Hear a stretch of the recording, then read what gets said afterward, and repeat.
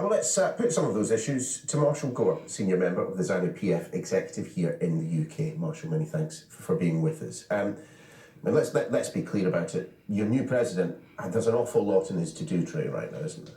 Yes, he has to hit the ground running quick, but we are very much confident in his leadership. He's a good mobilizer, he's a strategist, and he's full of enthusiasm. We saw his speech today. He was very inclusive. He touched on all the aspects of our problems, from democratizing our politics, political reform, fast growth in terms of rebuilding the economy, and regional integration, and also reaching out to the world across. Yeah, but you can understand why plenty of people are rather sceptical about his ability to move forward with what does seem like a fairly radical agenda. I mean, he was, very closely associated with Robert Mugabe for many, many years, for decades, in fact. And it does strike some people that actually what people were hoping for was not just a break from Mugabe, but a break away from ZANU-PF. I think that's not being fair to look at it at that point. Mnangagwa is a pragmatist. We've seen it today with the way he has articulated himself to the world at large. Let's not beat around the bush again that it is his power that actually enabled Robert Mugabe to be removed from power within ZANU-PF. So if there is anyone who can bring change in Zimbabwe, it is that man who has obviously supported to bring an end to Mugabe's rule within the party itself. So he is a very powerful man in Zimbabwe. The problem is, as I said before, he's been 40 years at the side of Robert Mugabe.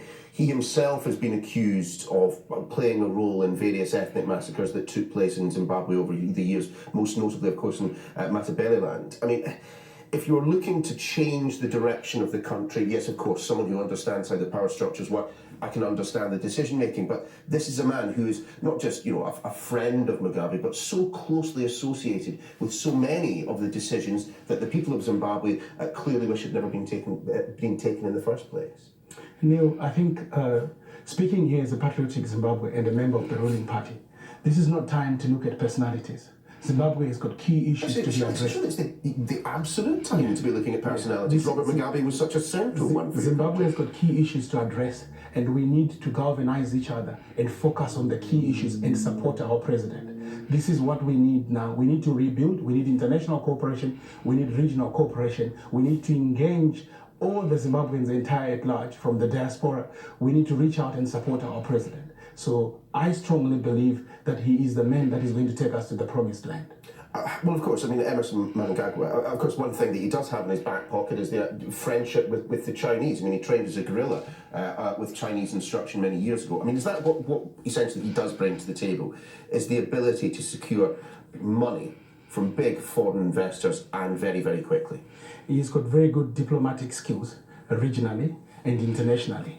The fact that the African minister from here, from the UK, has travelled to the inauguration is good news. We saw the Foreign Secretary, Boris Johnson, saying that we need to support Zimbabwe to rebuild.